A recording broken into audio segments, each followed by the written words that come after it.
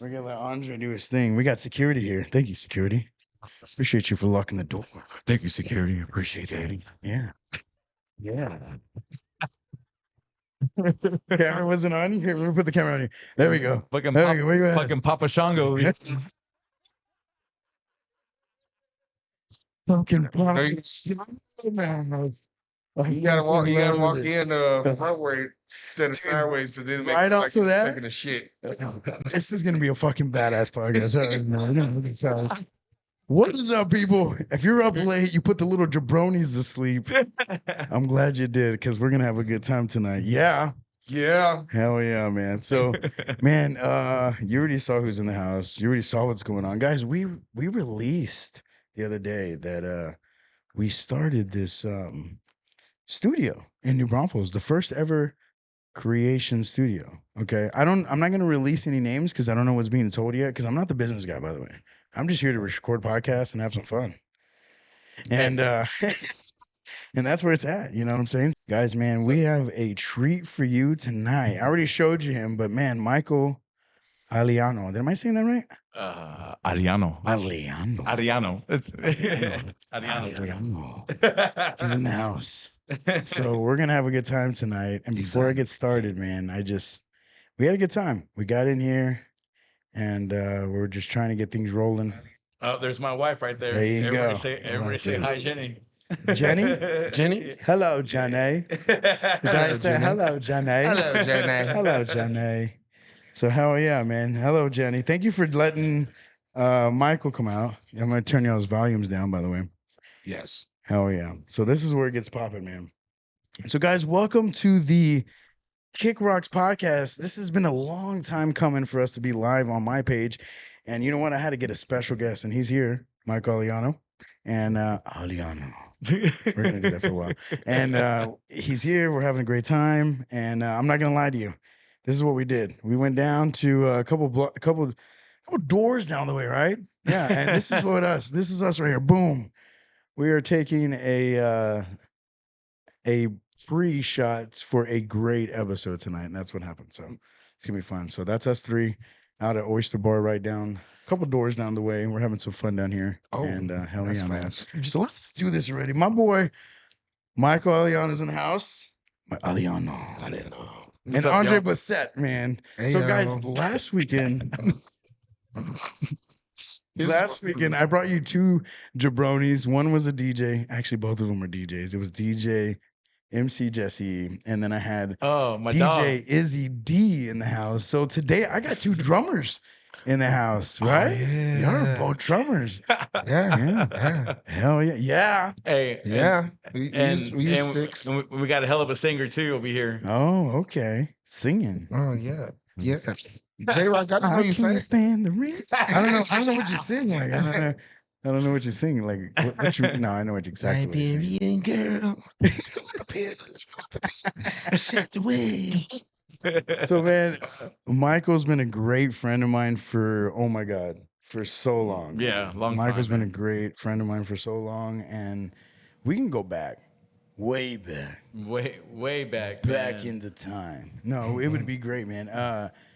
Man, I don't know, from pro wrestling to working with each other in the kitchen, Yep. to just having mutual friends, right? Yeah, that's it, man. And you're good friends with Trina too, right? With my sister. Yeah. right? So I graduated a year before. Because y'all were in the same grade, right? I graduated the year before her. So I was Oh, 07. okay, I believe okay. she was 08, if I'm correct. So, Yeah. Yeah.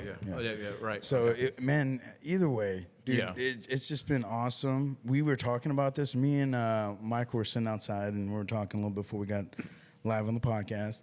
And we were talking about, like, how cool was it to see all of our people around us kind of growing in different aspects. Yeah. And we'll talk about that in a second. But also at the same time, we saw each other grow. And I told him this. I said, guys, and I posted this today, before I even did the podcast with Paige Stakely, I messaged Michael. I'm like, hey, Michael, I want to do a podcast with you, man. And I didn't know exactly what was going on at that time, and like how I was going to keep doing my podcast or even start it. But I wanted to get him. And I'll even show you, bro, my old computer. Yeah. I had photos. I went on your Facebook and fucking stalked the shit out of you. And I went out there and I was just ready for a story. And I'm glad that we're doing it now and not then, because I feel like we're gonna highlight you 10 times more, bro. So guys, I feel like we're the best drummers in the world. I said it on my shit and I believe it. So what's up, Mikey? You doing all right, man? I'm doing good, man. But first of all, you're too kind to say any of that in your post earlier, dude. You know, Oh, man. you're really I too mean it all, kind, bro. man, dude. It's flattering, dude. You know that you and other people, look at me like that, man. But dude, I just love playing, man. I just love playing, and I'm very, very blessed and fortunate that it's got me to see some cool parts of the world, man. Oh yeah, man. And that's what I want to talk about today, man. Like, that's what I mean. Like, I don't even know if I can even say this, but I like to live. How do you say that? Vicariously. Vicariously? Yeah, I'm horrible, bro. I'm Mexican. Vicariously. Same, Vicariously through you, because I literally got to stand next to you and watch you work, and it doesn't hurt me because I know maybe I'll get that one day, but now I get to sit here and see you and do the thing that you love, man. You know what I mean? And I used to hear the good and the bad of when I worked with you from some people, like, oh, he's gone all the time, and then he comes. Dude, like, what the fuck? That dude is grinding. You know what I mean? And I love that about you. And you motivated me, bro. Motivated me when I was younger, bro. So I appreciate you, dog. Cool, man. Dude, Hell awesome. yeah. So Tina Wilson says, Mike Fury. Drum. Mike Fury, yeah. So what's up, Mike Fury? What's up? So, like, Michael, how'd you get into the drumming, bro, back in the day? Like, how did this all start? Did you start fucking tapping your foot or what? Dude, straight up, man. Dude, like I tell everybody, dude, my dad raised me like that, dude. You know, he was a big rock fan, dude, and I what was he listening to back then, bro? Well, I mean, everything that was popular at that time, back in the mid '80s, you know. Okay. So like all the, he's a big rock fan. So everything from the classic sound, what we call '70s rock, right? You Okay. know, and then you got all the glam rock, all the glam metal, all the heavy metal, thrash metal, everything that was coming out in the '80s. You know, he was into all of that, you know. That's and awesome. so yeah, I grew up loving music and that music particular because of him, man. You know, I mean, he started taking me to concerts when I was 3 years old. You know what I mean? 3 years old, bro? Yeah, and you still can hear? Dude. When I you hear still, like, been to those concerts then? And I'm still a concert goer now, Yeah. you know, like, man, like. And I kind of want to go into like the ear thing too later on because of that when we're young, right? Yeah. But like, that's pretty fucking cool to go that young to concerts. Yeah, Do you remember the first concert y'all went to together? I have no recollection of this. Okay. But I remember seeing the ticket stub on an old photo album that we had. It was, and it said like Mikey's first concert, Oh, Judas that's Priest awesome. and Cinderella, 1988, dude. But visually, what I remember was the second one, and it was Van Halen at the now torn down Frank Orange Center in Austin, dude. Okay. In '88. And I remember Alex Van Halen's drum solo, dude. Like, dude, clearly. I remember going up on a pole, and dude, you look on YouTube now, It's there. You look it up. That's what you hear. That's what you see is what I saw. You know, like, yeah. So yeah, dude. That feeling, bro, like is amazing, right? Knowing that today, like, how could you go back today? Like, I know we're jumping ahead here, but how do you go back today knowing that you were where you're at today, played in front of thousands of people, and you saw that shit? Like, does that shit still give you goosebumps, or how did that motivate you? Oh man, dude, I still get like the nervous sweats, before a show, and especially if I know like I'm gonna play in front of a big crowd, man. I'm like, oh, Let's go. Yeah, but as soon as you start playing. Yeah, Everything goes away. Everything goes away. It's like you get in that mindset and you pretend that you're back home practicing in your jam room or however you learn the songs, right? Like, dude, and then you see the guys you're jamming with you. Oh, it just makes it much better. And the crowd are reacting. Forget about it. It's a whole different high. Andre, you being a drummer as being a musician as well, like hearing that, like, is that the same feel that you would kind of get? I remember you told us back in the day how you started with music. Yeah. Like, you know what I mean? Yeah. Starting in church, it's one different thing. Now, when I started getting out of the gospel circuit and everything,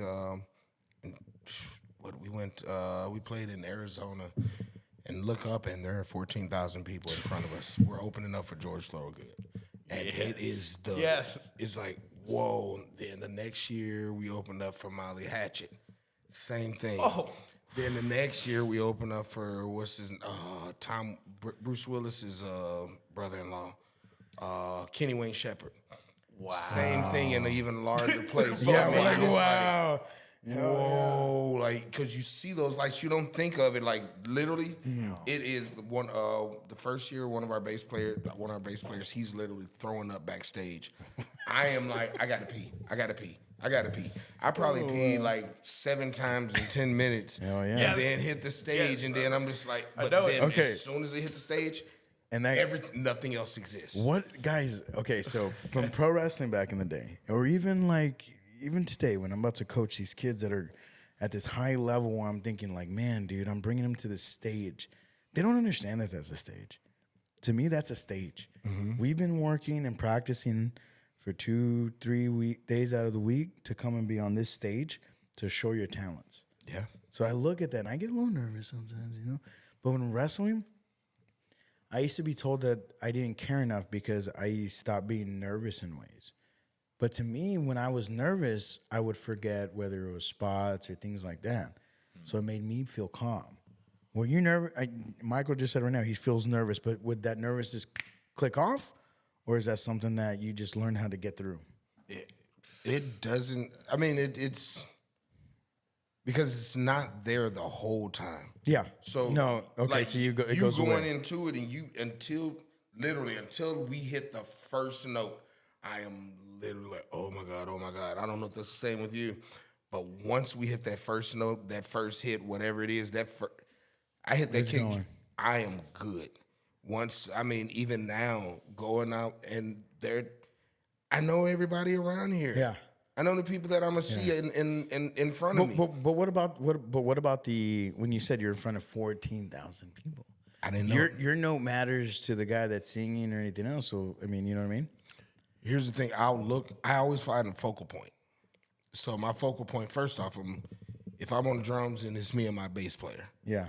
But I'm also paying attention to whoever the front guy is. Okay. My eyes don't leave There. at that person. Yeah. But a lot of times I'm also conducting what's going on as well. So everybody's eyes are on me.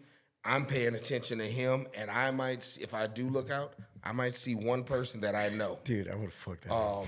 And Sorry. but then when you see those, which every time it was like you see the lights pan through the audience, and then that's like, whoa, where it's a sea of people. Okay. You know, and you think it's, oh man, you know what 500 people look like? Well, 500 people looks like a lot in the bar. Oh, I bet, man. Hell yeah. But you talking about a street, a festival on the street. Yeah.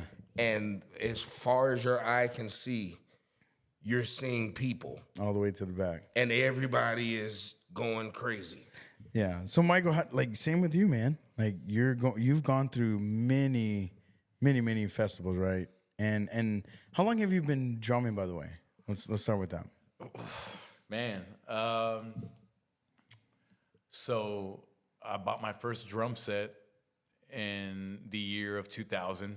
You know, Okay. like I grew up, you know, knowing that I can, you know, just playing on couches and buckets and stuff, right? Yeah. Just growing up, you know, we lived in a trailer. You know, we didn't have room for a drum set. You know, so as soon as my dad, he got the house, dude, or like I was like, all right, I'm gonna work and I'm gonna save for a drum set, you know, and I ended up buying Jose Garza's church drum set from Holy Family Church, you know. Shout out Jose Garza. Yeah, man. Okay. $200, dude. And I was like, it's just something. CB Drums, that was the brand. And Remember CB? dude, so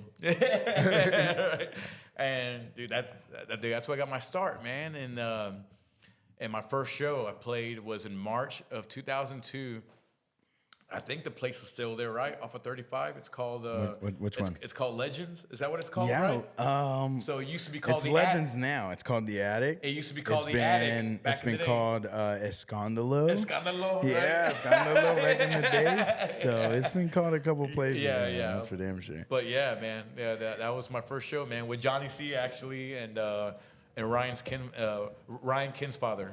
The band was called Cause of Death.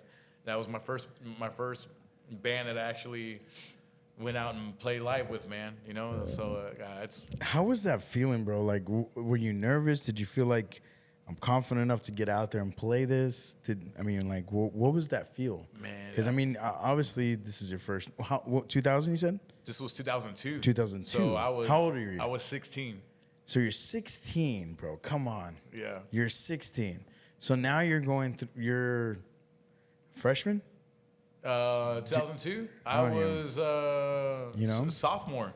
Sophomore? Yeah, sophomore going into junior, I think. Okay. Yeah, something like that. So at this time, like, again, we all judge ourselves in being that young and the things that we believed in, the things that we loved. I was a basketball player at the time. I lived in bleeded fucking basketball, and today it still makes me money today. I mean, I get to have a living. Yeah, My point is, you're that young. Did you think this was like? How much did you practice? Did you know this was going to be your thing at that time? Like, you're like, fuck it, let's try this. Man, I just love playing. Like I realized, you know, because I love basketball too, dude. You know, and I remember trying out for the basketball team in middle school and high school and not making it. I'm like, I guess I better stick to music. You know, something, you know, and to do the drums, man. Dude, I feel like that was my thing, dude. Like it came natural to me, it came dude. natural. You know, Felt good. Yeah, it felt good, and I've always, you know, studied the drummers. You know, Who did you study? Who did you study as a drummer? Let's go there. Oh man, Dude, in my head, if I was that guy, I would be like whoever the Metallica drummer is. I'd be fucking going crazy. Yeah, Lars Ulrich, man. Yeah, dude. I mean, dude, you know, being young, I mean, he was one of those drummers that was playing faster than everybody else. You know, that I was used to, you know, watching at the time. You know, I mean, because other dudes that I would watch and were like dudes like Neil Peart from Rush, dude, and Ozzy had, dude, endless amount of great drummers, man. Like Randy Castillo, Tommy Aldridge, and I mentioned Alex Van Halen earlier. You know, the guy that I would watch and study a lot. You know, just all those classic drummers from those classic bands. You know, like dude, they had their own thing, man. You know, they all had their own unique thing, and I was like, man, that's. Yes, you know, that's what I want to do. That's what you want to do. Yeah. You know, like that was the example. That was the example of what you wanted to be or wanted to be created into. Yeah. That's awesome, man. And so yeah, man, and I just stuck with it, man. I just stuck with it, and after I played that first show, like, I'm gonna keep doing this. I'm curious, and this goes for both of you. This is a question maybe for both of you. We'll go to the comments here in a second. Well, let's go.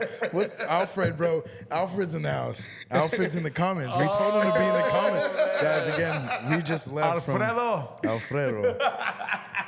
We have freezer stories. We're not gonna say where that's gonna go right now. Hey, calm down. We have freezer stories here in a second. He said Mike Fury slam dancing at the pep rally at MBHS was legendary. He said that definitely happened. Was this a 16-year-old Michael, or was this 17 or 18? Yeah. When did you graduate? Yes. He's like, yeah. Those are my crazy years, I guess, dude. Yeah. I don't know. Man, maybe I'm still a little crazy. I don't know. But and I apologize. I was crazier then. Jenny, if you hear anything from the past, Jenny, you never heard before. We apologize, Jenny. Love you, babe.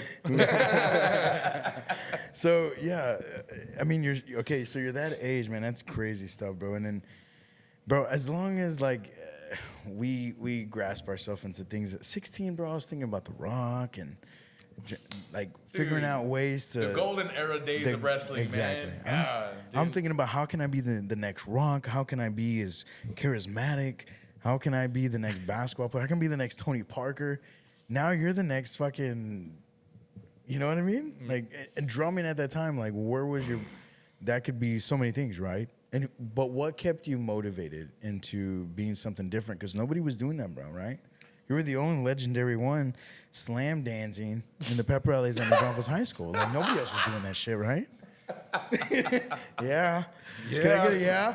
Yeah, you know what I mean? So that's what I'm saying. It's funny. I'm not gonna name any names, but I remember. name 'em all. Name them all. I remember there was friends that were like, Mike, because everybody would always skip, right? Everybody would always skip the pep rallies, during what advisory period, right? I would have never skipped if you were there. Bro. I'm saying right now. That's what I'm saying, man. I had some friends who'd be like, "Oh, Mike, well, man, I was gonna leave, man. Are you gonna dance, dude? Are you gonna go out there, man? If you What go do you mean out by there- dance? Hold on. So this is not drumming. You're not drumming. You're dancing. dancing like a fool. That's what I was doing. Do we have a dance routine you can show us now? And you know what? It was every time the drum line would come out in the pep rallies. really? Dude. Yeah. Hell yeah. So Alfred, thank you for bringing that out. Hey, he gets it, man. Yeah? He gets it. Well, Andre, I'm just trying to be nice. I'm just being real, okay? Don't take this personal. But because you're black, you should know how to go with the drums. I'm just saying. Yeah. Yeah. Bro, Yeah, I'm you just got that saying. soul, bro. Yeah, I got that, You got that soul, soul. baby. I'm telling you, bro. Love Oh, it. yeah. Love it. Yeah. Losing heart. See? Can't do no wrong, man. Got the beats, got the voice. That's right, man. That's right.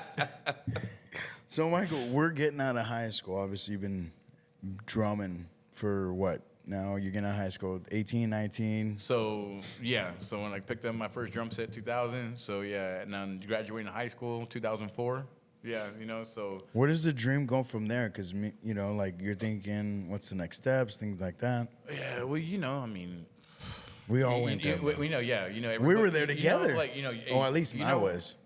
It's like with every school, with every, with every class of being a senior, the way is like, to plan your future, right? You're gonna go to college, right? What's your next step, right? That's that. Yeah.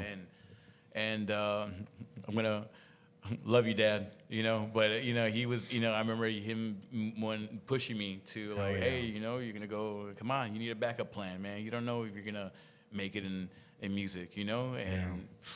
Dude, I was like, hey, Was he super behind you, bro? no, he was, he was just, Okay. just being a parent, always. being the best. What's your dad, backup plan? Can you pay the bills? Can you take care of yourself? Supporting me reality. because I was playing music and Yeah. it was, and it was our music. You know what I mean? You know what I'm saying? And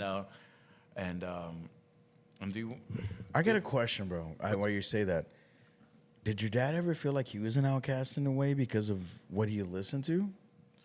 Ooh, man, I'm sure,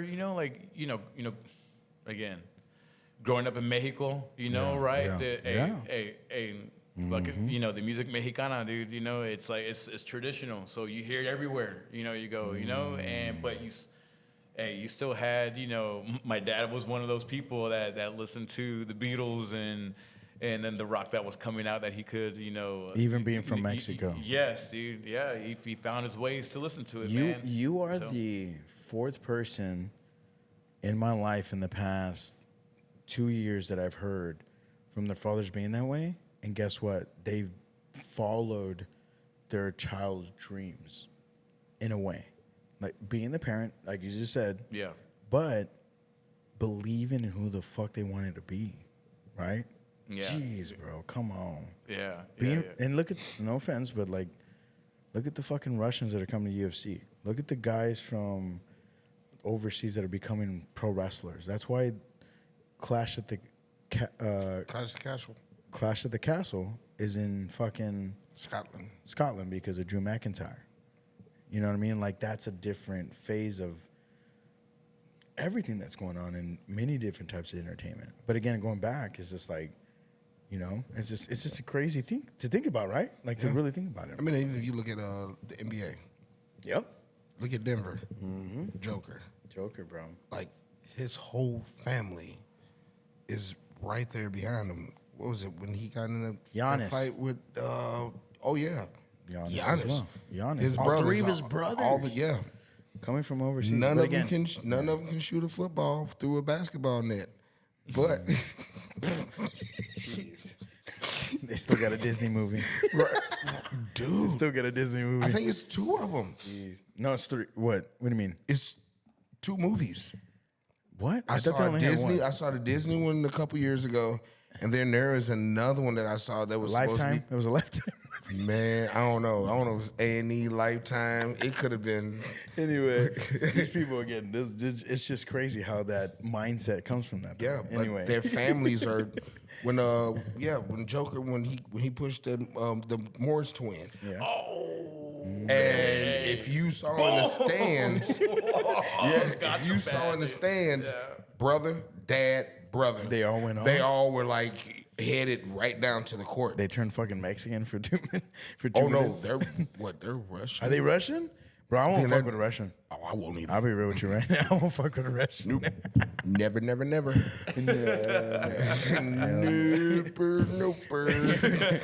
I've seen too many. Alfred said, bro, if we only had video on our phones back in the day. Oh, man, imagine that. Oh, I would. my O2. gosh, We did. dude. You just can't. You just Yeah. can't pick aside what it is. Alfredo, Right I would have recorded all of our wrestling matches in the cooler, bro. Hey, so Jerry brought that up, right? Jerry brought that up early when I said that we were going to do the podcast tonight. Jerry goes, tell Michael, remember when we used to work at Little Caesars? So do you remember that, Michael? Dude, yeah, dude. For the old schoolers out there, this was a time when the old location of Little Caesars, you know, when it was on Walnut, you know, if anybody remembers that, you know, and so yeah, this was. I worked there too, bro. This was 2003. I didn't work in 2000. this I was- don't remember what year it was. It had to been. Hold on. It had to been It had been 2005 or 2006 because I was working there and at HEB back in the day. Oh damn. Yeah, so I was fucking grinding. But anyways, y'all were there early. But I remember working at Alfredo. So Alfredo been working there he was working there for a long time. Royal Rumble with Little Caesars. Yeah, man. No, yeah, dude. No, dude. It was me, Alfredo, Jerry, Ben Sanchez, dude. Oh man, dude. How much money did they lose that year? Like, I'm sure y'all gave away pizzas like crazy. Oh man. If you had to pay for a pizza with them, if that's the case, Yeah, bro. you really were just a sucky person. Hey, bro, they didn't even have the $5 hot ready at that time, bro. So, you know what I mean? Y'all are giving away like $8. It's straight up, bro. I'll be real with you, man. I knew who the owner was at that time, so yeah, screw him too. I worked for him later on down the years, but Hey man, it was good times, man. Don't get me wrong, but Jerry and Ben, oh dude, for real, dude, I love them guys, man. But they were always fucking off and leaving me and Alfredo do everything, dude. I love you, Jerry and Ben, but fuck y'all, hey, man. Jerry does that to me still too. Nah, just playing. To this day. Till this day. God damn it, Jerry. You can't even come on, close up, bro. Close up. Come on, dog. Jeez. Jerry looks like that guy. He looks like one of those waiters that would probably give up early. You know what I'm saying? I'm too good for this shit. No, I'm just joking, Jerry. I love you, man. I'm just having fun. Hey, man. No, that's hilarious, man. I used to work at Little Caesars, too. It wasn't hot and ready at that time, bro. So, have y'all seen that video yet of that Mexican lady? She pulls up and she's like, "Can I get hot Ray?" Like, the lady's like, "What? Hot Ray?" And then the register lady looks back and she's like, "Hey, get it hot Ray." What? She looked back, "Hot Ray." And hot and ready? She's like, "Oh, the Mexican lady was fucking going off on hot and ready." So, I don't know. No, I've not Too seen much. that. You haven't seen that one yet? I'm going to have to show you, bro. I was like, I saw a recent video on a recent reel on Instagram where they get their tios to say like the name of the cereals and stuff. Or the Oh, name bro, of, like, that's fucked up.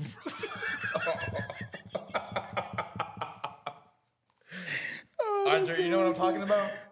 No. Oh my So, god. Man, you know what I've But been you watching? gotta understand, like there's like deep Mexicans with some accents, and so when they say something, they don't say certain words in the middle of it. Oh no, I think I did see one of those. Okay. I think I did see one of those.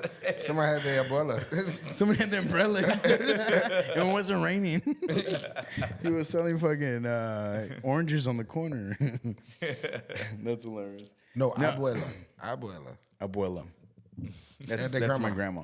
Yeah, it's they grandma. had their grandma doing it. And, you know, I was trying to fit in with y'all. So that's hilarious. The way both of y'all just look like that, man. I have shades on. You can't even see my eyes. I'm trying. No. I see. So Michael, bro, I kind of like put this out there because I was kind of like, I might be guessing. Have you played? From what I've seen, you've played in front of thousands, if not millions, of people. Where have you gone? How far have you gone in these past couple of years, man? In the past couple of years, well, yeah, I mean, dude, Spirit Adrift, which is, one of the bands I'm in, and last summer we actually went to the UK and played a Download Festival, and dude, we played the same day as dream come true. Hey, we shared the festival day with Disturbed and Metallica. Holy shit, bro! Like dream come true. Are you kidding me, bro? The biggest metal band of all time, Yeah, the only band in my head that I'm sorry, I'm a big rock guy, but at the same time, Metallica's the top to me. Dude, so what the hell, man? Yeah, Did you shake their hand? Did you were you able to be cool? Dude, no. They got their own security, man. What? Yeah. That breaks my heart, man. Yeah, not everybody can go meet them. That breaks unfortunately. Wow. That breaks my heart a little bit. Would it not? Dude, you just get, man. If you get to meet certain people, man, hey, even better, But if not, hey, just to the fact that, man, you're doing what you love to do, and you're happy to sharing one of the biggest European festivals, and with Metallica on the same day, wow, dude, you know what I mean? And the stage that we played, man, dude, it was it was under a tent, but dude, it was that's all that packed matters, house, though. Yeah, packed house, dude, and it was, I mean, one of the best shows I've ever played, man. Yeah, so. I never was that caliber of a wrestler, but that's like me being on the same card as Stone Cold or the same card as Shawn Michaels, the guy that got on my T-shirt. Like, come on, right? Sananto. Yeah, hell yeah, And man, that's crazy, bro. Like, so going on these festivals, I see you've gone all over the world at this point. Like how has that been, bro? Like being able to travel. I mean, I haven't even been out of the United States, but like, how do you take that all in, knowing that you're about to go play? What was the first time you did that? Do you remember that? I'm gonna share some photos as you're talking about this. Wow, first time, dude. Do you remember the first time going across the borders? Yeah. So check this out. It was in the year of 2008, and there's this hardcore band out of Houston called Dayan. Okay. And knowing about them, dude, and they were one of the bands, man, that were really trying to take their music, places, dude, and like, dude, they were touring already, for quite some time already at that point. They were touring, going to Europe, going to Asia, wherever, and man, they were doing it, and knowing Daniel, the main guy in the band, hey, I put a word, man. I was just like, hey, I was like, hey, dude, I know you're traveling all the time, busy with the band all the time. Hey, if you need a drummer at any point, hey, let me know. Let me know. I'm down. And sure enough, man, he reached out to me, and it was a European tour for 2 months, dude. 2 months long. Hold on. What do you mean by that? For 2 months? My first time in Europe, are you playing every 2-month tour? Are you playing every day? Are you playing every weekend? What do you do in that 2-month tour? I mean, we're not. There were times when we were playing every day for sure, But yeah, definitely there was some downtime, with the traveling and stuff, But yeah, I mean, for the most part, man, we were grinding, man. Like we were, wow. Dude. First country we landed into was Iceland. I'm like, what the? I was like, really? And we played a couple of shows there in Reykjavik, dude. Like it was insane, dude. Wow. It was insane. I'm like, How did you like Iceland? Yeah, how was that, man? Dude, it was beautiful. Oh, I loved it. What was your man. first impression of Iceland? Yeah, I was just Do you remember that? It was very white. It was very, it was very white. I mean, like, oh, okay. The color, because it was at a time when it was like gray, cloudy, but just very white because of all the the snow. And, yeah. You know what I'm saying? Like it was wild, man. Yeah, it was really, it was just bizarre, for me to think that I. You're doing that. Places, yeah. So you're coming back from Iceland. You're coming back to the little old New Braunfels, back to your regular life. What are you telling yourself, man? Like, I got another opportunity here. Like, where do you go from there? I mean, Are you putting yourself out there more like you just did to get out there to that gig? man, you know, I just, you know, it was never really in trying to do something, you know, like I knew like I love playing and you know, and it's just sticking to it, man. You know what I mean? And just, you know, just staying active, really. Yeah. You It know? sounds like you were very comfortable knowing that this was just happening, going with the flow. Because you've always seemed like an easy guy too. Like you're just going with the flow, and at the same time, like as long as I can do what I can do, I'm good. Hey, right? you know what, dude? And without my job, man, like, dude, that was the first test, really. You know, like, man, they're gonna be cool with me taking 2 months off. Like, I guess, dude, come on, man, how many jobs? So I'm working with you in 2006, 2007.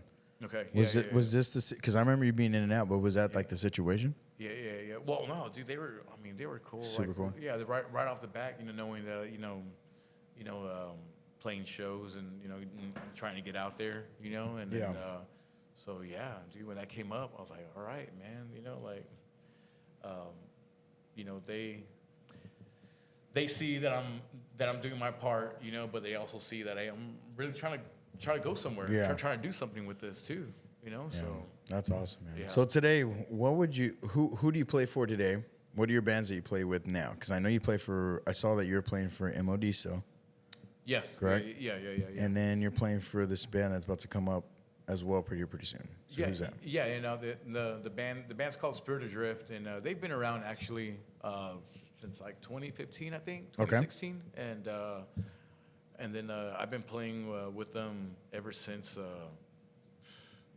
The end of I started jamming with Nate at the end of 2021, so it was right around the time, man. You know, when live music was slowly starting to happen. You know, after COVID, you know, like, you know, that was, you know, you remember that, and you know, Getting it back rolling again and trying to get back in the scene in a way, yeah. Yeah, you know, and so I got reached out, you know, at the end of 21, and they had a show in California at the time for New Year's Eve, and then it got canceled last minute because of that. There was like a new variant going on at the time. Remember, it was like called Omicron or something like that.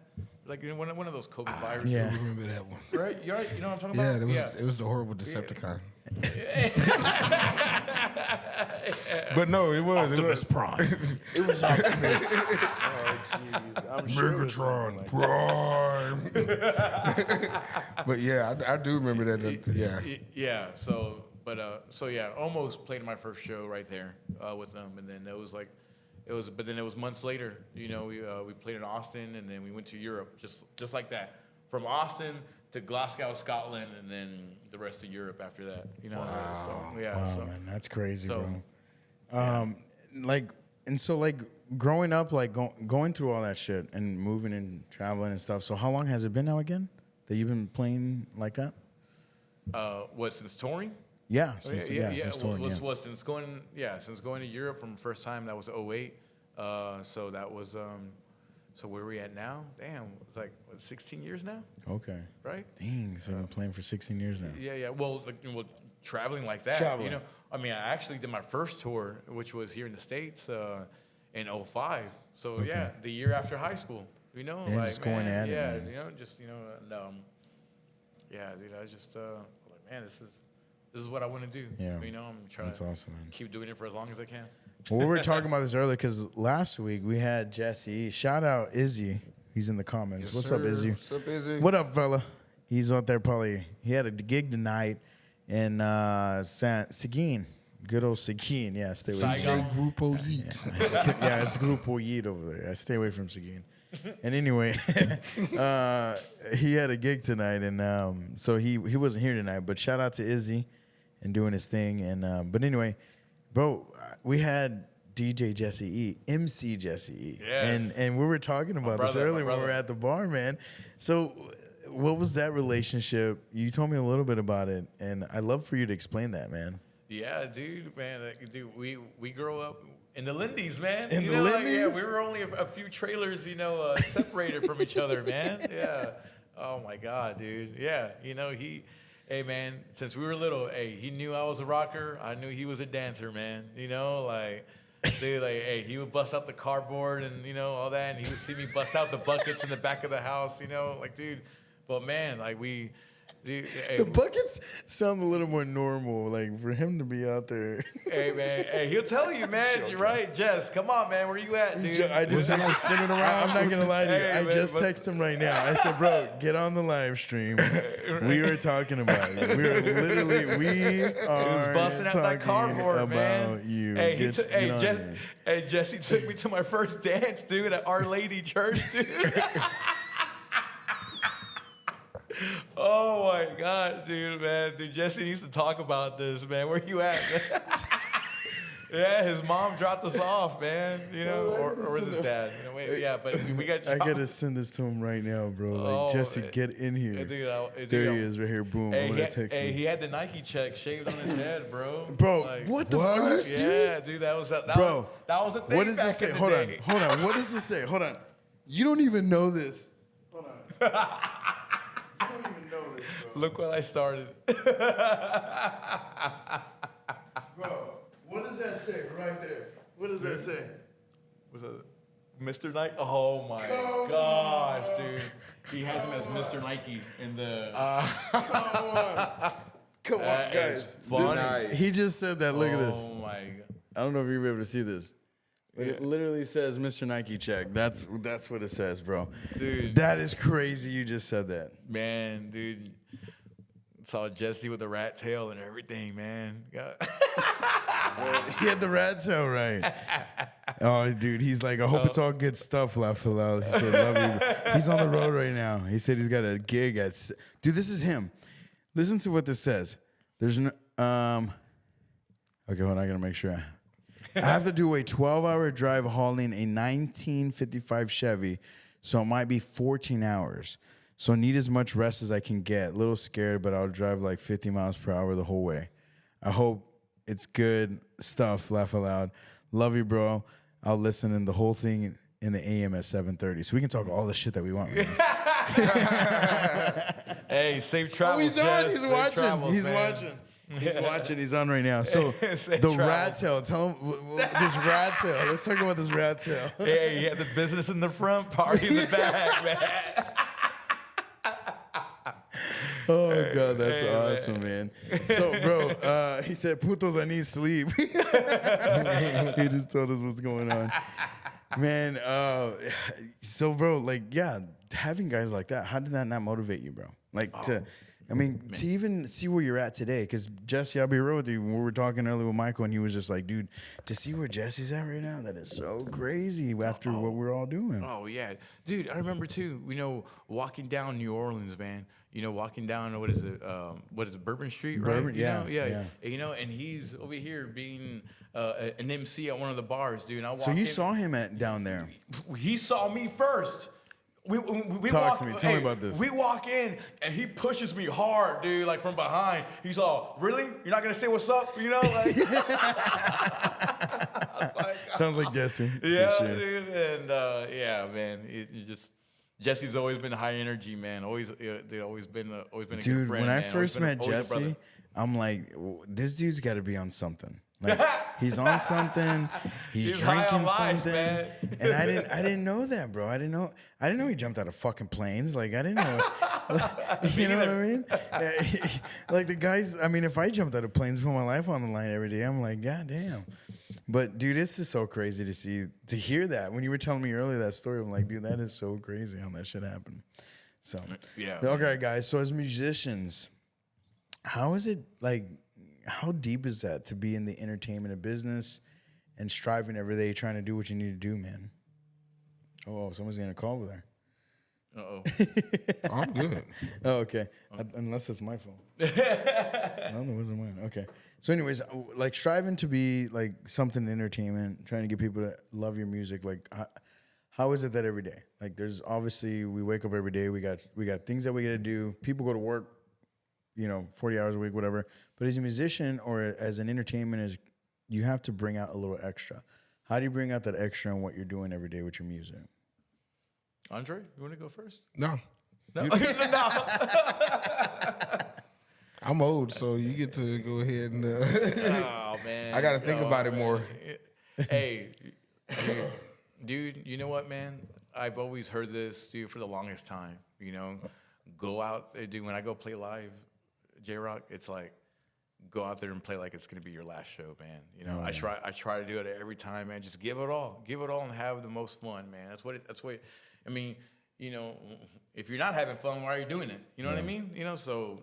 I mean, you're playing music, man, and then you know, like having that privilege to play music in front of people. You know what I mean? Like, you know, and it's especially when it's something you love to do. You know, like, man, I'm sure that I'm having fun every time, man. You know, like, you know, because once it stops being fun, hey, you need to either get out of the band you're playing or stop or something. You know, I got there with pro wrestling too, man. Like when I was being a promoter and a wrestler at the same time, it got so challenging that I started having fun, you know? Even though I got in front of the people, it was like people only saw the certain things that I did in the ring, and that was it.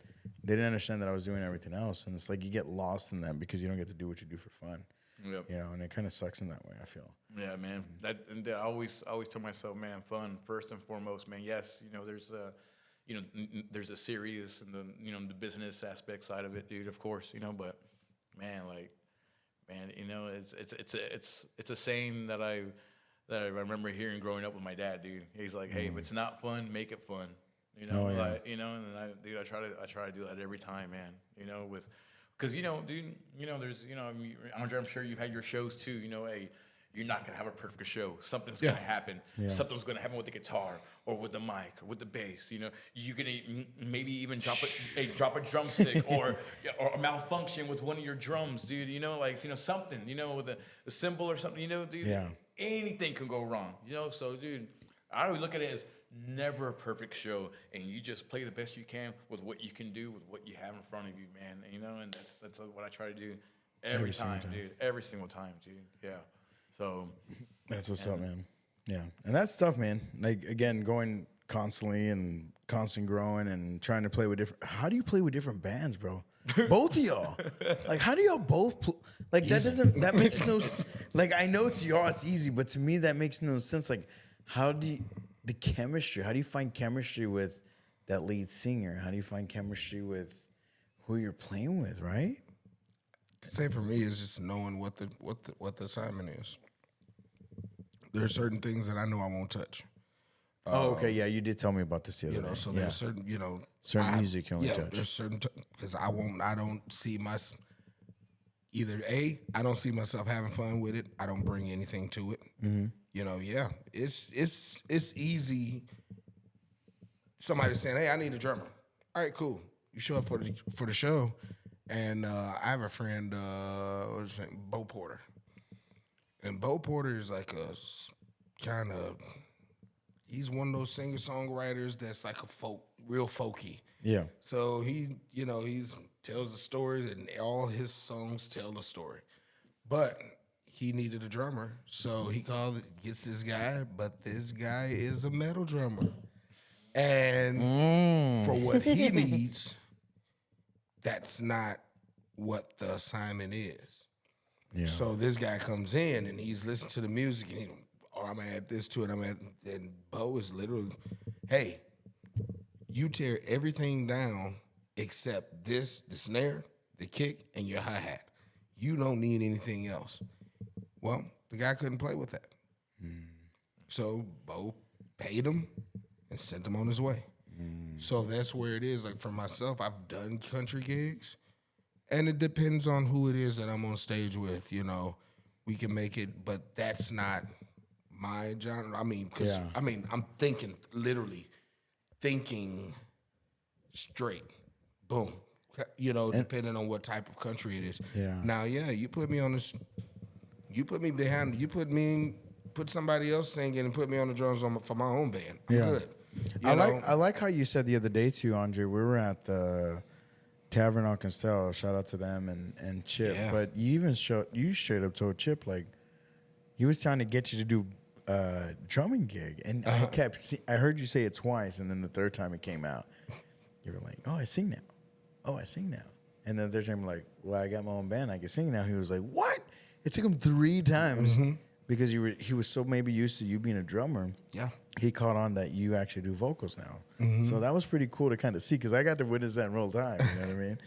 Yeah, you know what I mean? How did you take that in, by the way? Like, somebody just thinks about you one way, and you're so vocal used to it. as well. I'm used to it. I'm used. Michael said earlier he used to see you at karaoke. Right. I'm used to it. You know, I love but it. it is one of those things. It's like, okay, one thing. No one can say I'm a one-trick pony. There you go. You know, so Yes, however sir. it is, you know, whatever it is, you're gonna know. There's that song. It's like, you gonna know my name by the end of the night. my name either way. Yep. So whether I'm playing the drums, I'm playing the bass, I'm singing, I'm playing keys, whatever. Yeah. Or I'm on a podcast in the middle of the night. Yeah. Hell yeah. You gonna know my name At 12:28 in the morning. Yeah. Yeah. Well, I guess I'm a one-trick pony then, right? Now you produce too, right? I can, I always give my input, when it comes to writing music. I always, do that. But the actual producer, nah, I'm not a true producer. Yeah, man. It's tough, man. And I think in ways, I mean, think about this, guys. Like, we feel like we are very comfortable in our place of business and the things that we're doing today, our talents. And that's great, right? To feel that we can feel comfortable in these places. Meaning, and going from there, what would you tell a younger you at 18, both of you? What would you tell a younger you as a musician? What would you do back then at 18? If you can go back to an 18-year-old you. Man, I probably would have told him to, like, hey, man, you need to start your YouTube channel now. Nah, man, you know what? Yeah, that's always something that I've heard throughout the years too. That I could have been more active social media, man. But dude, I was always. I'm a working man, dude. You know what I mean? Like, I gotta stay working. Dude. Like, I love playing, and I'll find the time to practice. But all that other stuff too, man. Hey, you gotta dedicate time too to be, on your phone or computer, to do what you got to do, with networking and putting yourself out there, know, and. But that's now, crazy how that has to be part of who you are today in the entertainment, right? Like, even Andre, I love that he's on live when he's shooting and he's playing. Yeah. Like, that's great. He's got to put himself out there. Like, there has to be some side. You have to show what you're doing, you know. And people want to know about you genuinely, and it's kind of sucks sometimes because you're so busy. Like, even me, the past couple months, even as much as I'm part of social media, I forget to even post about myself because I just sometimes I'm like, dude, I just need a break. I'm doing work for everybody else. I just need a break for myself, So it kind of has its ends. Yeah, for sure. No, I try, man. It's hard, and but yeah, I try to do the best I can with all that, and but very fortunate, to be where I am without having to do all the extra YouTube channel stuff and TikTok videos, whatever everybody does, man. It's a lot of shit. Yeah, dude. Yeah. I'm over here telling people on my page, like, hey, follow my TikTok so I can go live on my TikTok. But I also find fun in ways just as much as we find fun in, like, going and y'all playing at certain places or whatever it may be, y'all going performing. You have to find your place and where it's at, Yeah. So, oh, yeah, man. So, Andre, what you got going on pretty soon, man? I know you're playing on Friday, right? Yes, Friday we're at the Hideaway. So, hell yeah, man. And I wanted to bring that up because I knew you were going to say that, and that even brings me up with Michael, too. So, you're at the Hideaway Friday. Uh-huh. Michael, what was it like back in the day if you would play at the Hideaway? Oh, my God, dude. Man. Listen to this. Dude, I remember when the Hideaway was Konos back in the day, dude. Remember that? Yeah. It was before we were old enough to drink, dude. Andre, what was it, $1 Dos Equis? They used to have $1 Dos Equis. When it was Thursdays, $1 Dos they had Dollar Mondays, dude. That's what it was. Yeah. Oh my gosh, dude. The drink you're drinking right now. Man, it would be packed, man. Puro Saigon was in there too, man. Hey, dude, that was, man. and you're still spending a lot of money. You know, no, it doesn't matter if it's dollar beers, man. You're spending a lot of money because of all the shots you're buying all night. Bro, I can't get a beer over there I can't get nothing over there for $1 now today. Shit, Those days are long gone, man. maybe a side of sour cream. You can. Can't even get a side of sour cream for $1 over there today. Oh, jeez, man. It's crazy, man. So, yeah, so you're playing this weekend, this Friday. Man, dude, I feel fucking horrible, bro. Like, I've been trying to get out to Andre and record him, and I'm putting this live because, bro, I'm trying, man. It's been tough, and I coach basketball right now during the summer.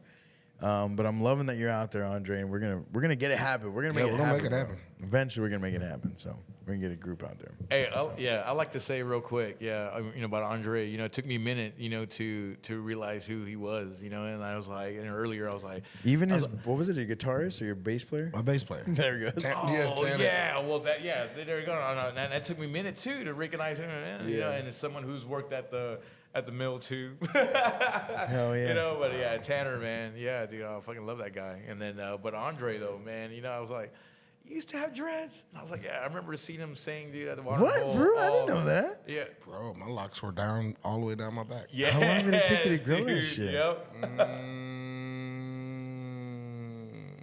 What a move. That was a long time. Was really long.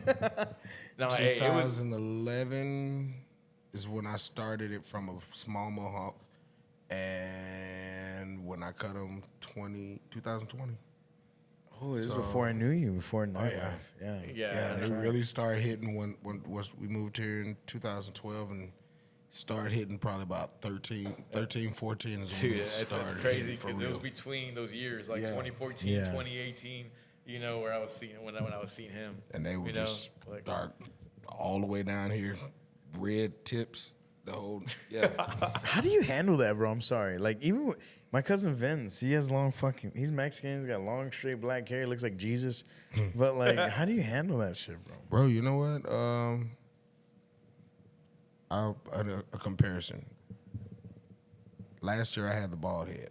Was it last year or the year before I had the bald head? The year before, this year, right? It's Yeah, the it was before? 2 years. Yeah, it's 2 years ago. I remember Bald you head, and You're like, that was hot. That was hotter than having the locks. oh wow, What? Yeah. No way, bro. I was hitting that scalp, straight beaming. The rest of Bro. the shit was on coverage. It was on coverage until then. Anything with anything, it's all to me. Oh my god. Having the locks is cool. It's cooler. I don't know. I don't get it, but maybe that's why they do it in Jamaica. Well, speaking of that too, Michael, you used to have long hair too. What happened? I'm trying to grow it, man. Yeah, I saw on your Facebook you're trying to grow it back. Yeah, I got a little chonguito growing back here, man. I'm trying to. Hey, you have Jesse's fucking rat tail? Dude, it finally rubbed off on me, man, after all these years. You get the rata. Hey, man. Puro rata. Oh, jeez, man. Hey, man, I'm growing the hair back, while I still have it. You Yeah. know, like when I start going bald, then maybe I'll trim it up. Or I'll rock the skullet, whatever. We'll see how it looks. That's hilarious. So, last couple things, bro, before we get out of here, man. In Disgust, right? Talk to me about In Disgust. I remember one time we were trying to do a Blockbuster Wrestling collab with In Disgust, but it just didn't work. Yeah. Explain what In Disgust was. I know a lot of people in New Braunfels remember that. What happened? What's going on? How did that go? Yeah, dude. No, man. Fucking In Disgust. What we started jamming in 2002, and me and Zach, man. You know Zach, right? Yeah. Zach Oh, yeah. Kiloa. Zach And Kiloa. man, dude, has been my boy since 6th grade, man. He was one of my best friends, and we started jamming. At my dad's house, and whenever my dad would go to work, sorry, Dad, whenever he would, go to work, Zach would come with his amp, with other friends too would come over, but Zach, dude, as soon as he got an amp, man, he came over and I got my drum set, we were jamming like right away, and then we're like, finally we were like, hey, let's try to start a band, let's get this going, Hell yeah. and then. and then and Chris, dude, Chris Martinez, Chris Curudo, he was singing for a band called Primal Pain back in the early 2000s, and I think they had recently stopped playing around the time when me and Zach were playing, and I remember running into him at the Valero that was attached to the Little Caesars. Little The old Little Caesars right here in Walnut, dude. Yeah. And Sack and Pack, right? The Sack and Pack, Sack and Pack. And now dude, what is that now today? That's nothing. Nothing. There's nothing there. It's fucking it's a sidewalk chairs. and then Little Green Caesars chairs, started. green seating. You can go and sit there for green seating. And so I told Chris, man, hey, dude, why don't you come out, man, to the house? Me and Zach were jamming. And he came out, dude, and we started playing. And then the Chris's old band, Primal Pain, he had a Rogelio on guitar. And I was like, well, let's see what Rogelio's doing. Let's bring him in. And we started playing. We played our first show in February of 2003. And, dude, we...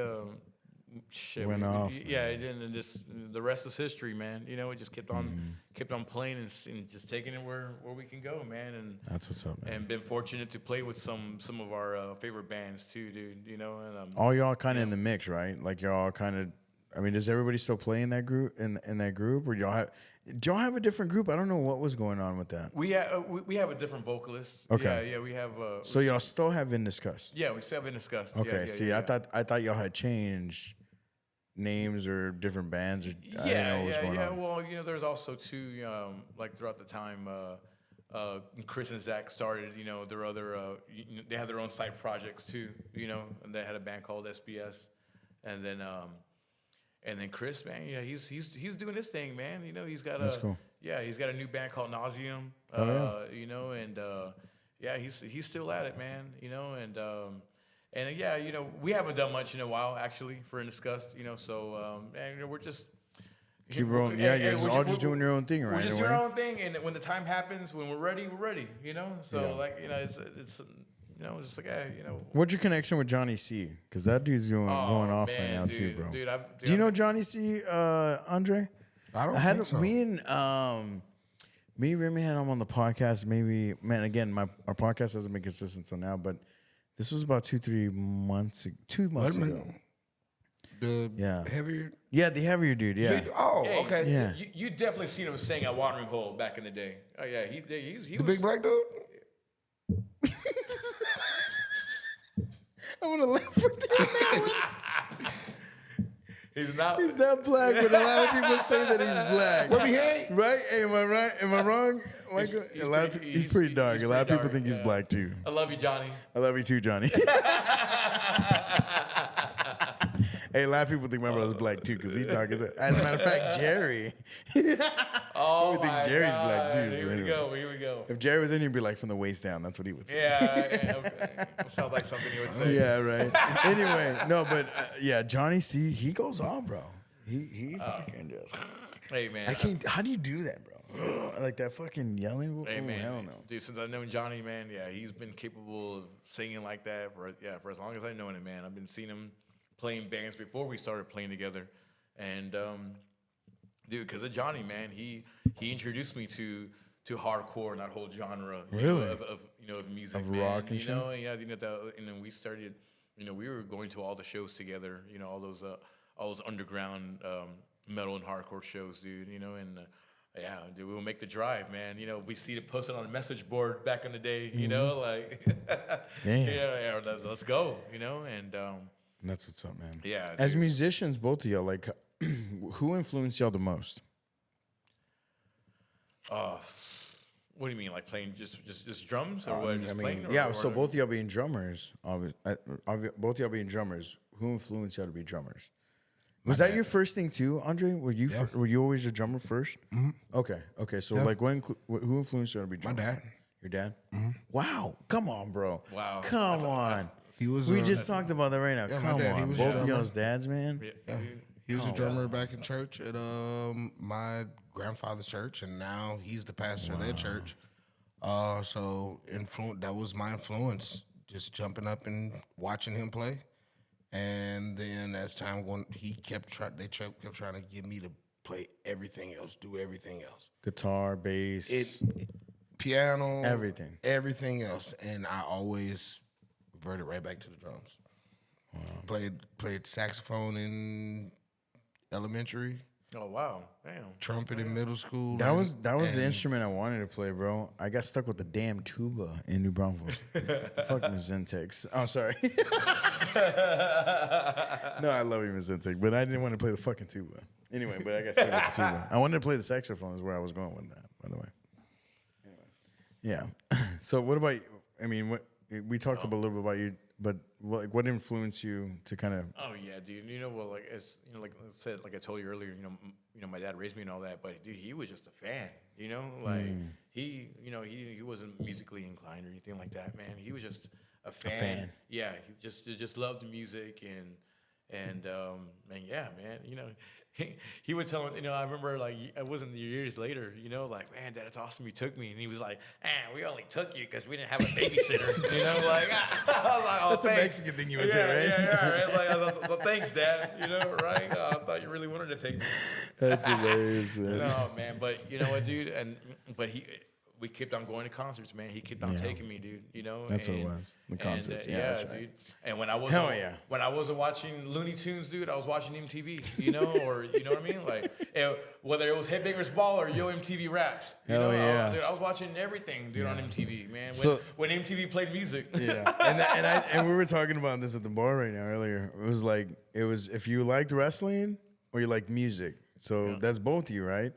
Oh, so man. If you liked pro wrestling or you liked music, we're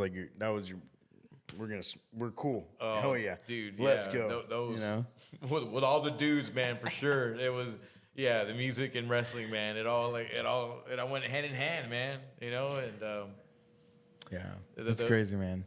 I remember like when Triple H came out with Motorhead. Remember that shit? Oh yeah, they played for his entrance, right? When, was it for WrestleMania? Hell yeah, it was for WrestleMania. Well, Triple Triple H has always had kind of Motorhead as his music, right? Yeah. Even they do the game music, so. Yep. Yeah. Time to play the game. And he had him actually play it, dude. And he just all staring at him, dude, like just while they're playing, and then he got like, dude. Imagine if you're there playing, you're just like, okay, I'm just gonna keep going. He's staring at me. The game is staring at me. So Rico is in the chat. What's up, Rico? We had Rico just yesterday. Well, day before yesterday, I had him on my podcast. We streamed his episode live with his brothers, the Nacho brothers. So he's in. He said the homeless Godfather's back. I think he's talking about you, Andre. What the fucking fuck? The homeless Godfather? Wow. What the fuck? Hey, how the fuck? Where did that come from? Is that a thing? I don't know. I don't know. Bro, Rico, let me tell you something. Rico is also a guy named Sergeant Rico who was part of my wrestling company back in the day. And this dude was fucking flawless, bro. I can't wait till that this guy can, bro, it's like walking in and out. Like, you know what I mean? Yeah. It's like action. And fucking Sergeant Rico would come out. Action. Fucking Nacho Lego would come out. Action. Rico Gonzalez III would come. Dude, I'm telling you, this is what I loved. Wrestling, though. How can you just, and y'all feel this, you just go through the curtain and you're somebody else, right? Are you not on those drums, on the piano, on the vocal? You're totally somebody else. And that's what he would bring out. And we talked about this, and we're about to bring Sergeant Rico, and I'm kind of scared. This guy beat the shit out of me in the ring. We beat each other in the fucking ring. We beat the shit out of each other in the ring. Wow. But to hear that character come back, like, that's who he is. So when he says homeless Godfather, he means it. But he can also be. He can. Hey, you know what? I'll take it. I'm gonna find a way to run away with it. Yeah. Come here with some little midgets. Yeah, with them hoes. Hey, he's got to get some fake chains, right? Yeah. Hey, I would run with that shit. Hey, look at Grupo Yeet. Rico gave Izzy the name Grupo Yeet, so now you're gonna run with it. You're the homeless guy. Pimping ain't easy. But it surely is hard, baby. Oh yeah, shit. Yeah, that boy Rico crazy, bro. I love it, man. So, man, we can go all day with fucking pro wrestling. I mean, back in the day, Michael, we fucking would always talk about wrestling, man. Oh, all day long. Dude, you know? Man, those golden days, man. Dude, I'm telling you, dude. So you don't keep up much anymore either, right? Yeah, not much, and that's cool. man. That's Yeah, cool. yeah. No, I tried. No, there was times where like I'll catch myself, where, at a random time hanging out with some friends, we'll be watching it, like I mean, definitely know who Roman Reigns is, and Cody Rhodes, But man, I just here and there, It's man. different, Yeah, yeah. It's different, man. I don't know, It's different. It's a different feel. You do when The Rock and Stone Cold were out, Oh, man. Dude, yeah. That's when it was alive, man. Oh, yeah. Wrestling was, even too when that in WCW. Oh, I remember going back and forth with Raw and Nitro. Oh, yeah. All You're the trying time. to figure out what because- fighting your dad for the fucking controller. Because WCW had NWO going on the saw time. that. Did you see that? He saw the homeless chat. godfather? He saw the chat. Oh, you No, know the it chat. says, "Pimpin' ain't easy. Here are some coupons for the buffet." I'm telling you, Rico's fucking golden, Dude, bro. I love it already. I hope I'm here. So, speaking of wrestling, Yeah. I wanted to make sure I got this all right. Okay, Hey, let's go.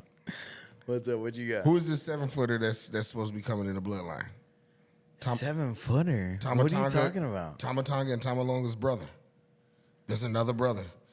He just skipped out from NJPW or some. It's some. He's the younger brother, and he's 6, 7. How long? Like he's supposed to be like 7 foot tall. This is news to me. What are you fucking talking I about? literally just saw it No like 3 way. days ago. So then there's a video. Did you see the video where they saying that Cody Rhodes is black and they like Oh, Cody Rhodes is black, bro. It's in his no. blood. So now Trick Williams said, "Are you gonna be at the cookout?" Come on, bro. He said that on NXT yesterday, and then there's a whole song. It's like if you were black, and I'm like, You're the only one that can sing it right now, by the way. I'm not going to. If I sing But he that, could. we'll get canceled. You want to know how to get canceled? Let me show you how. Yeah, hey, Mike, I'll tell you this, bro. I've gravitated people into being like, hey, come into this new wrestling era. Yeah. But it is hard. It is very hard. You know what I mean? Especially when you get older and you got fucking bills to pay. And dude, you know how long it took me to watch Monday Night Raw this week? I'm just being real. It took me 3 days to watch Monday Night Raw. Oh wow. It took me 3 days. I barely finished it this morning with everything I got going on today. Life, man. Life will get in the way, right? Yeah. Oh, it's kicking my ass right now, bro. I'm losing right now because. But anyway, that is all crazy. I never heard about the 7-footer. I'm excited about what's going on with the bloodline, and if in the past, what's going on? Liv is fucking cracking me up with Dominic. I love Okay, Liv. hold on. You'll feel this a little, Michael. Do you remember when Rey Mysterio and Eddie Guerrero? Okay, when they had this ladder match for the custody of Dominic. Do you remember that at all? Whoa. Do you remember that? Damn, That was years dude. ago. Oh my gosh, dude. Yeah. Rey Mysterio and Eddie. Okay. Yeah. Dude. Classic, right? Yeah. Dude, you know what? I remember. Yeah. I remember it, but actually watching it. Yeah. I'm about to blow your mind right now. Imagine. Remember they're fighting for Dominic, which is Rey Mysterio's son, right? Okay. Yeah. Okay, so today, let's just say tomorrow they book this. There's gonna be 2 women fighting for Dominic. What would you say about that? 2 women fighting for Dominic. Two women are gonna maybe wrestle or be in a ladder match for Dominic. I don't know what's gonna happen, but Like what to if be what if with him? maybe? What would you think about that?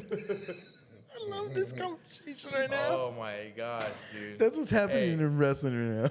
Hey, man, dude, and they're always trying to find something to keep the public, watching, right? Always, And interested, right? always keeping it interesting, dude. I'll give them that, man. It's hilarious, bro. So that's for wrestling's today, by the way. So Yeah. I don't know if you're missing it. No. I remember the golden ages of this guy. I remember this shit. You know what I mean? But Sexy Man. Red. Okay, going back. I got to go back to you on this, Andre. Sexy Red just got arrested. You know what WWE said the other day? How is our relationships going to work with this guy? I mean, with this girl. Like, you bring Sexy Red back to NXT. What are you doing? She just got arrested. What's going on? What'd you get arrested for? I don't know. I just saw it. Like, is she getting? Did she really get arrested? I don't even know what's going on. I just saw some. I mean, shit I just about came it. back from St. Louis, so I don't. I just got back from yesterday. Yesterday. And I just woke up from getting back from St. Louis last week. That's where the hat comes from, man. Yeah, see? Yeah. All right, man. That's crazy, bro. Oh, what? I think it just Yeah. depends on what she did. I don't know, bro. I mean, was she? I didn't like it in the first place. This lady that's twerking in the middle of a wrestling ring. But they're putting all these different commercial, like little vignettes, every other day. See Shawn Michaels wearing the Michaels? fucking chef hat. Yes. That's awesome. Oh, so Rico helped me out here. Said she was fighting in a club. That sounds like Bottle her. full of bub. Wow. That sounds like a 50 Cent song. That sounds like her. I could see it being a hit. That sounds like some St. Louis shit that I've seen. Yeah, sounds about right. Jeez. I mean, have you seen the video where it? I think I saw it a couple weeks ago, like right before I went home, and they're in the Quick Trip parking lot.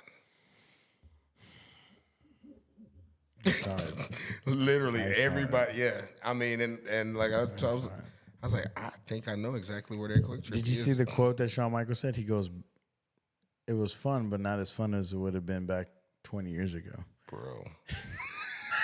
The Heartbreak Kid. Bro. I'm trying not to laugh in the mic as much anymore, but jeez. A heartbreak kid. Remember the Heartbreak Kid 20 years ago? Hell yeah. Where's the pose? Bro. The fucking pose right here, bro. Yeah, he would have posed all right. Picture right there. The Heartbreak Kid, bro.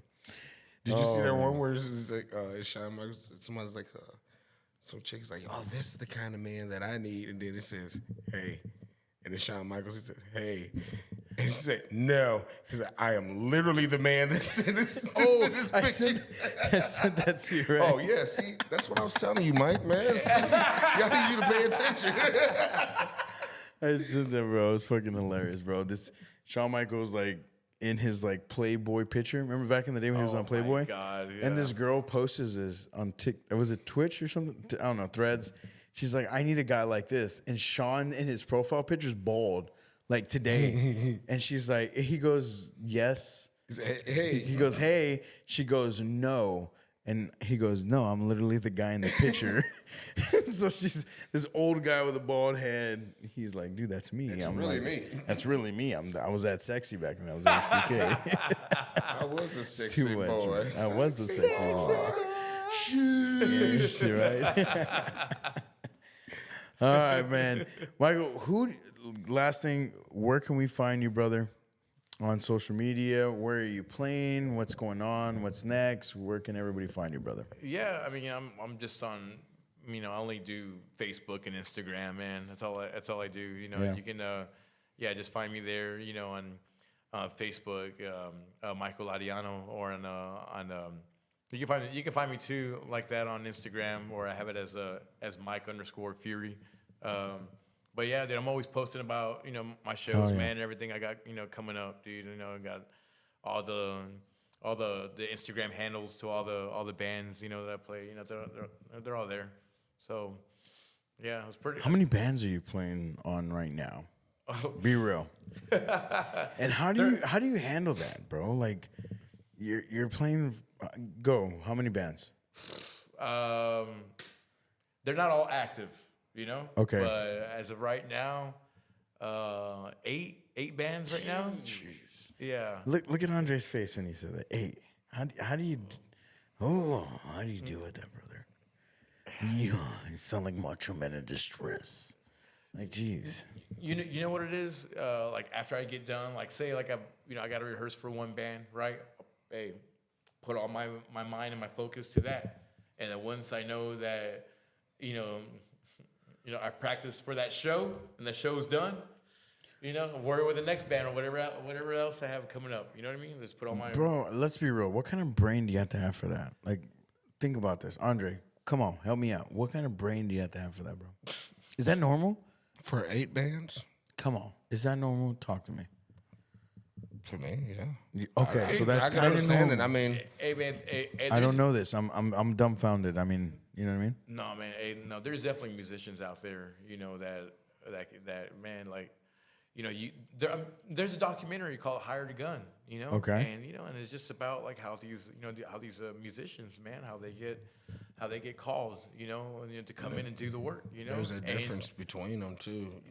Okay. Before, like being a hired, like if you're just a hired gun, okay, you go in and you know what your assignment is.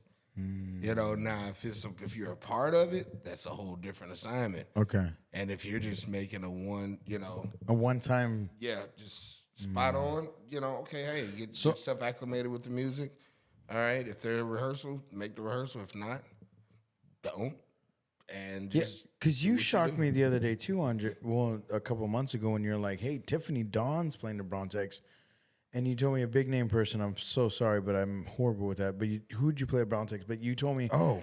I had rehearsal tonight and we played tomorrow. I'm like, what? Like, Oh, yeah, we that did that that is so crazy in tribute. my brain as in entertainment. But I might be kind of dumbfounded. But again, like, how do you do that type of shit? When you love it, it doesn't. I mean, Who did you play with that night at Brontex? Oh God, it was Tom. There's a lot of people. It was a lot of people. Andy Holloman, Mike, Tom Gillum, Tiffany Dawn. There were a couple Shout of out guys Tiffany. that. She's been on the podcast. Yeah, she's awesome too. That's the first time I had actually. I love think that Tiffany. I She's actually got to meet her and her guy. But it was a lot of us. There's a kid. He's like 12 or 13 years old. Tasman Sharp. He plays around here now. Wow. And the kid is good. I mean, of course, kids, especially younger guys, just like, man, protect them. But his parents are awesome too. It was a lot of people there. Like, I'm scratching This for just off names, the just brain. like- yeah, no, I hear you. like literally all the people that were there. Oh, oh God. What's his name? There's only one S in New Braunfels. Oh, Alex Meissner. Yep. Yeah, we still got to get your Fine. collab, by the way. We talked about that. Yeah, well, we got to play that show together, got to meet each other for the first time, and it is definitely one of those. See, and is this small town mentality thinking that? Because I told you earlier, Michael, like, dude, you get to meet Metallica. Like, is that something that just doesn't happen, or is that just because Metallica's at that high caliber? Yeah, I mean, it's just like, I mean, they have their, they have their security, I mean, like, they're Andre, big does band. that scratch you in the wrong way? What, not being able to. Yeah. That's like me being the announcer No, for you like know what? AEW, not meeting Sting, but one of my guys at Oliver from Bandana Joe that used to work for me, he's sitting right next to Carlos Cabrera that used to be for WWE, working for AEW. He got to shake Sting's hand. Why can't? And he's on the same show. Like that bothers me a little bit. That's rough.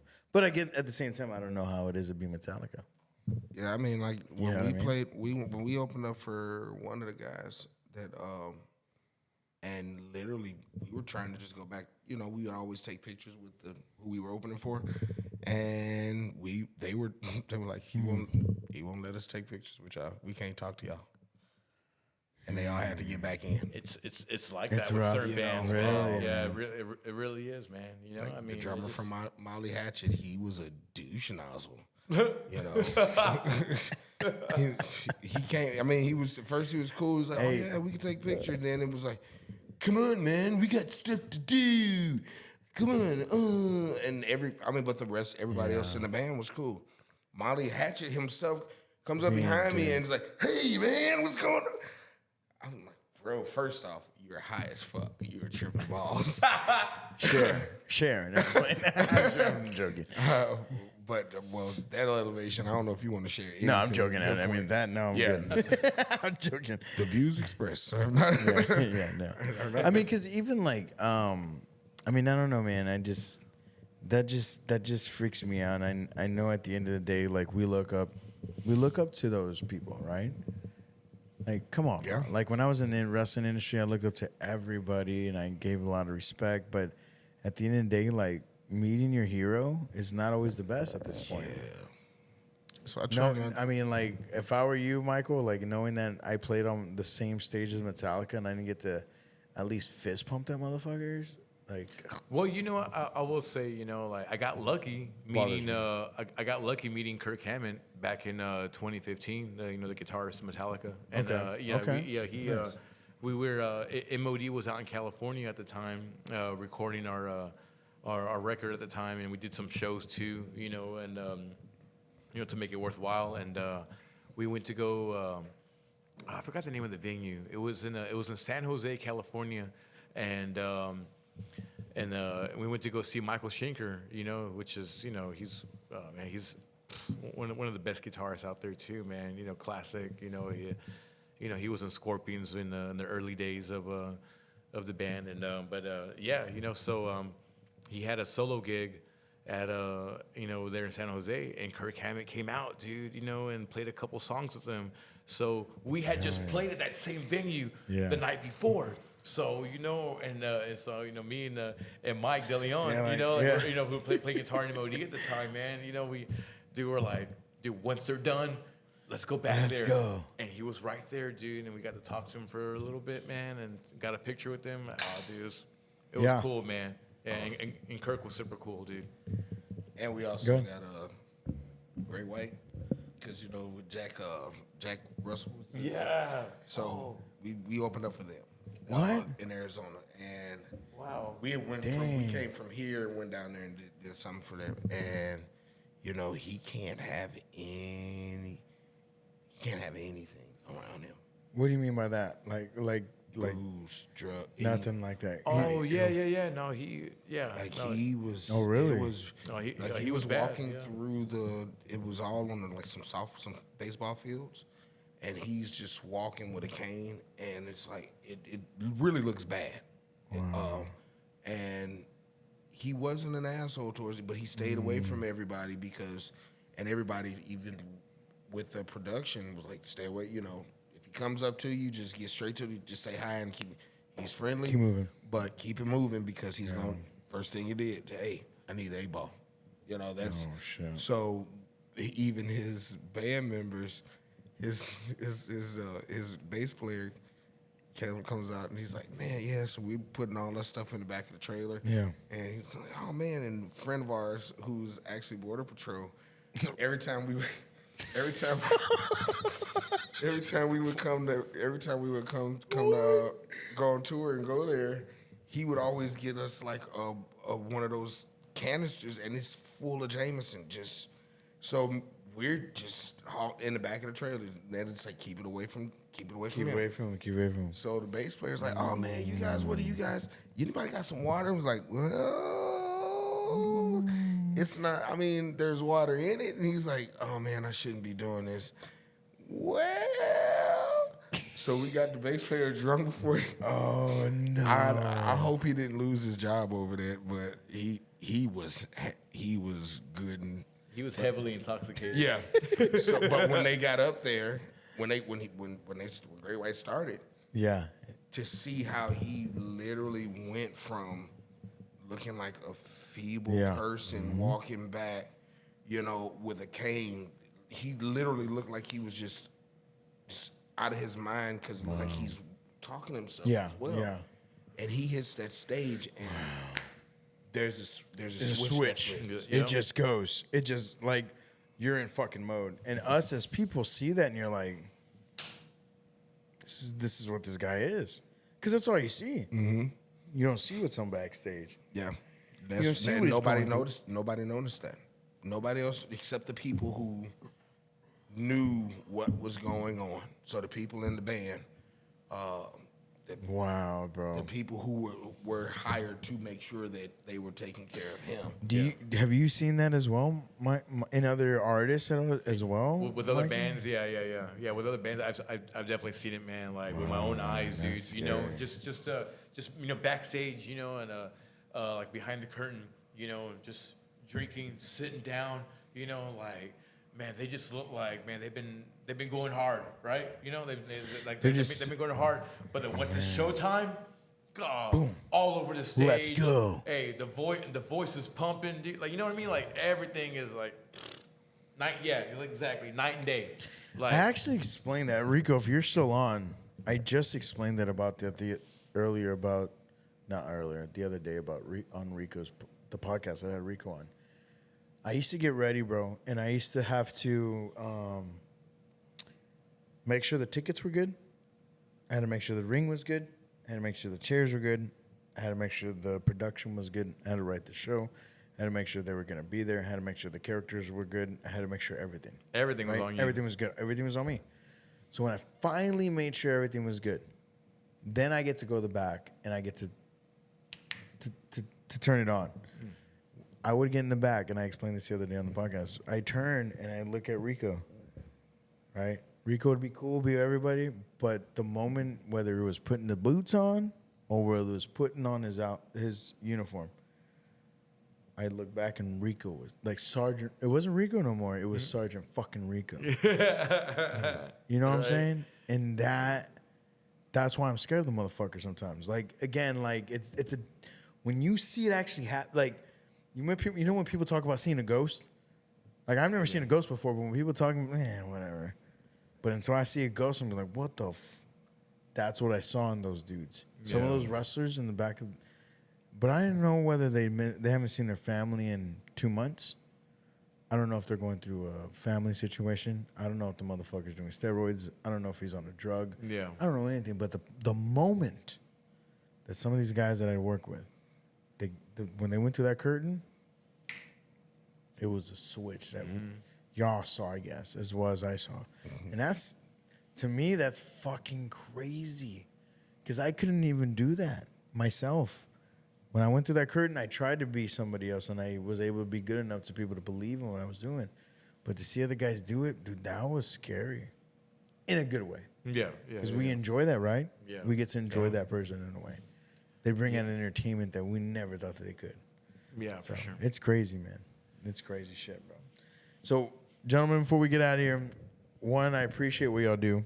I thought this was really cool that I was able. I didn't think about this drummer shit. Okay, and so I was like, wait a second. Do we got 2 drummers? Yeah, we do. And that was fucking crazy, bro. So I appreciate both of y'all gentlemen coming on today. It's fucking late, bro. It's 1:09 in the morning. Holy crap! Really? It's 1:09 in the morning. Nobody will be going to long shots tonight. Well, we'll make a last call. We'll see what happens. No, I'm just joking.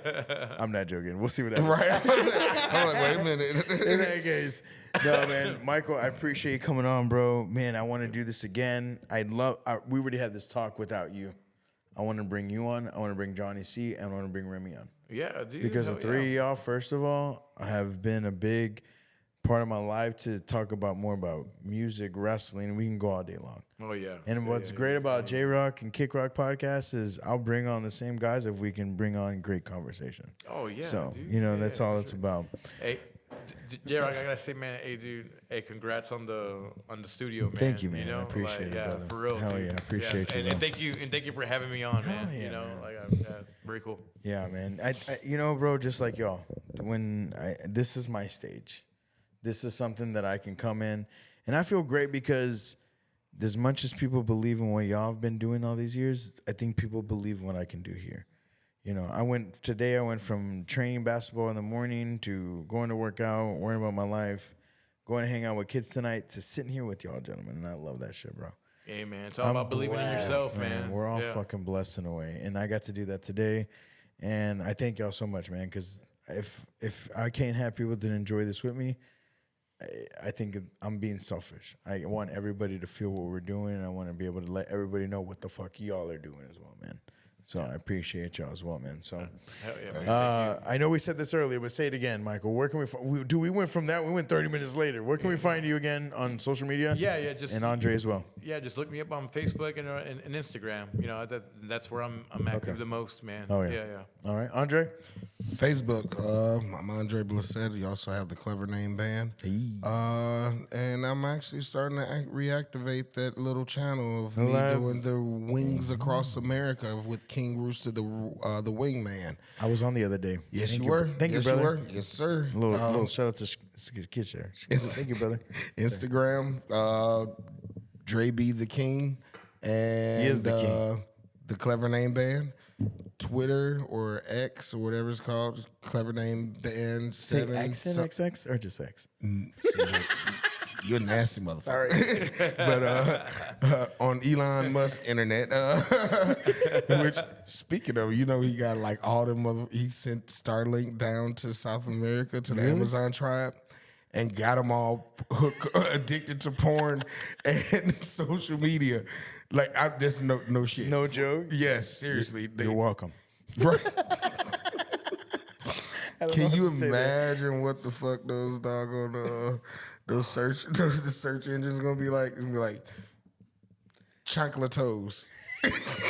Or our video's gonna pop up the pinky toe.